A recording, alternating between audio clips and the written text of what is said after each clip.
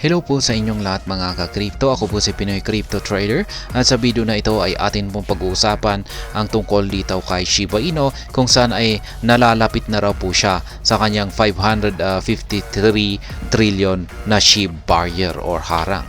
Kaya ang tanong po rito ay may kakayan nga ba ang mga bulls para basagin ito? At yan pong ating aalamin sa video na ito. Pero bago po tayo magpatuloy ay nais ko lamang po munang bigyang linaw ang aking disclaimer kung saan ang nilalaman po ng video na ito ay hindi po ito isang financial advice. For education and information purposes lamang po ang layunin nito. Maliban po dito ay nais ko na rin pong magbigay babala na wala pong kahit anumang group chat ang Pinoy Crypto Trader.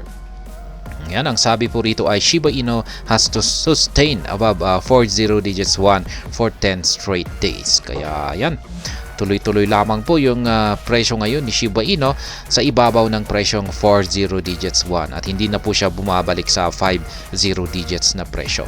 At nagawa na po niya ito sa dire-diretsong 10 araw.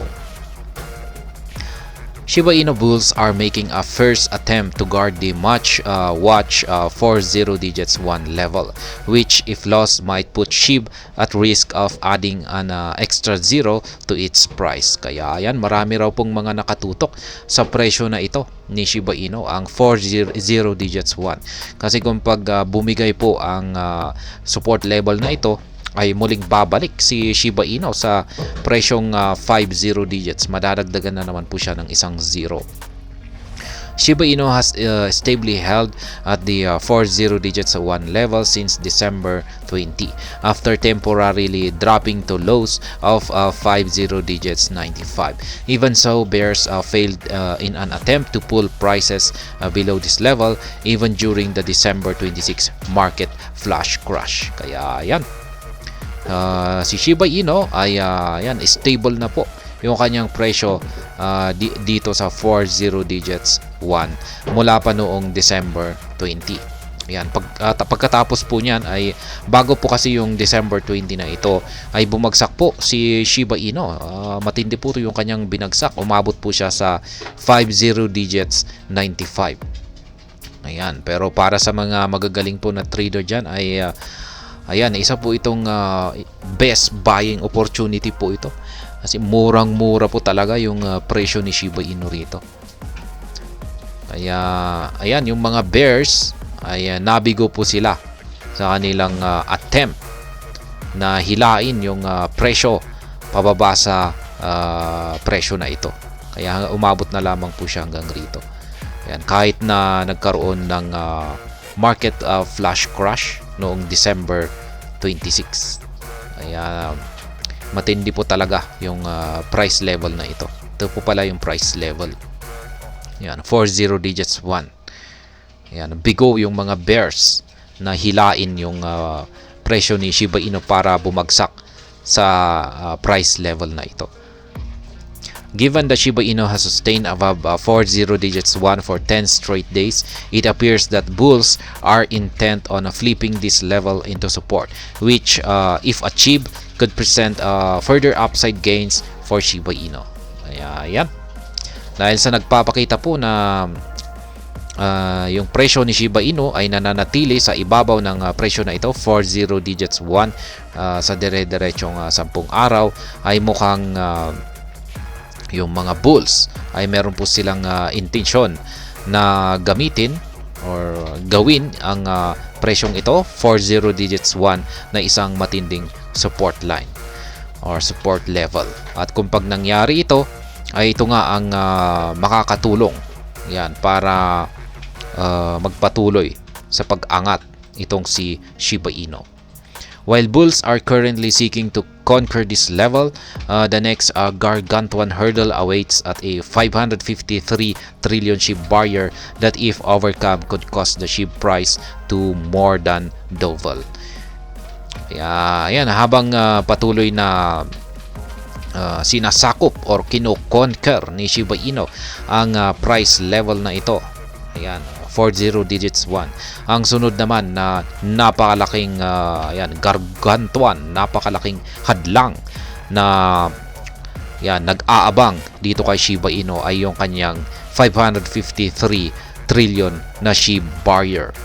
At kung pag nagawang i-overcome po ito or lampasan ni Shiba Inu, ay magdudulot daw po ito ng malaking pagbabago sa presyo ni Shiba Inu, kung saan ay higit pa sa doble yung magiging impact nito sa presyo ni Shiba Inu. Yan, meron po tayong price chart dito. Yan, mula po ito sa Into the Black. Yan, galing po ang chart na ito sa Into the Black. Yung kulay green po na ito ay yung profit. Yung kulay green naman na ito ay break even. Yung kulay red ay mga losses naman po yan. Yan, kung mas malaki ay yan, mas malaki yung impact. Yung maliit ay mas maliit naman. According to on-chain data from Into the Black, Shiba Inu is currently closing in on a gigantic barrier not far from where it currently trades. Kaya yan, ayon daw po sa isang on-chain data, at yan po ay si Into the Black, si Shiba Inu raw ay kasalukuyang papalapit na sa isang napakalaking or napakatinding harang. Yan, hindi po ito malayo kung saan ay yan, not far or hindi gaanong malayo kung saan po siya ay kasalukuyang nagtitrade or kung saan yung kasalukuyang kinalalagyan ng market price nito.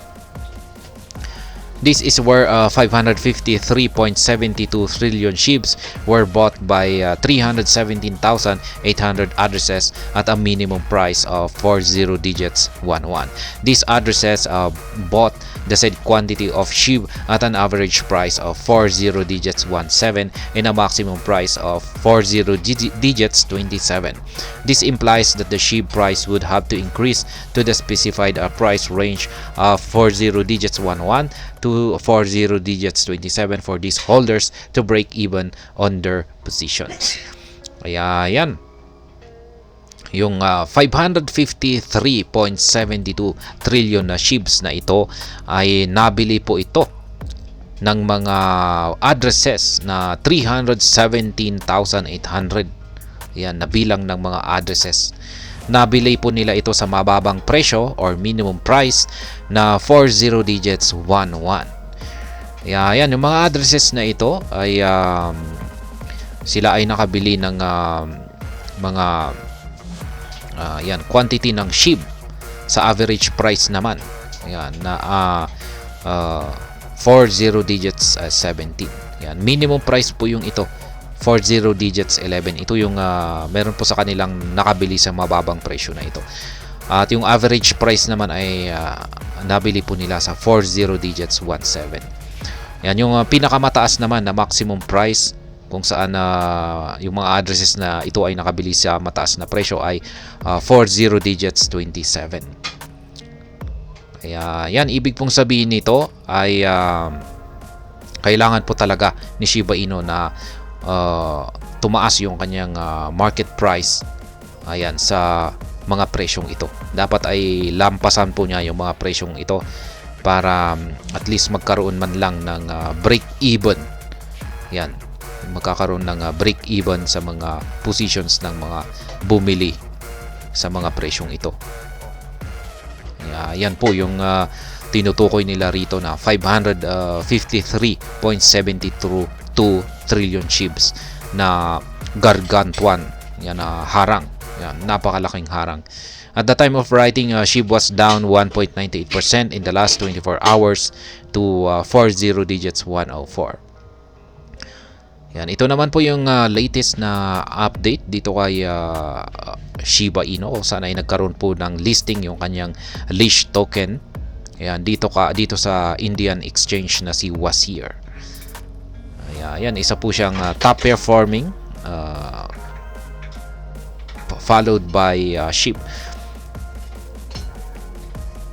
Ayan, ito na rin po kay PointPay ay nag-announce po sila ng kanilang successful completion dito kay leash listing, kung saan yung mga users na po rito kay PointPay ay pwede na rin pong mag-trade at mag-hold ng leash token. Kaya yan pong muli yung laman ng balita na ito. Ito yung tinatawag na 553.72 na SHIB barrier. Yan po yung mga nabili ng mga investors or trader Ayan, sa yan ang bilang na 317,800 na mga addresses. Ayan, sa presyo na ito. Ayan, at ang mga ito ay kailangan po talaga na umangat ang presyo ni Shiba Inu ng higit sa mga presyong ito. Ayan, 40 digits 11 hanggang 40 digits 27 para at least magkaroon man lang sila ng break even or kumita ng kahit konti. Ayan. At hanggang dito na lamang po tayo sa video na ito. Sana po ay inyong nagustuhan ang aking paliwanag dito. Kung inyo po itong nagustuhan ay pakiclick lamang po ang like button nito. Para naman po sa mga bago lamang dito, kayo po ay aking inaanyayahan para mag-subscribe. Pakiclick na rin po ang bell icon nito dahil ito po ang siya magsisilbing notification nito sa mga bago kong videos na akin pong ina-upload sa aking YouTube channel na ito.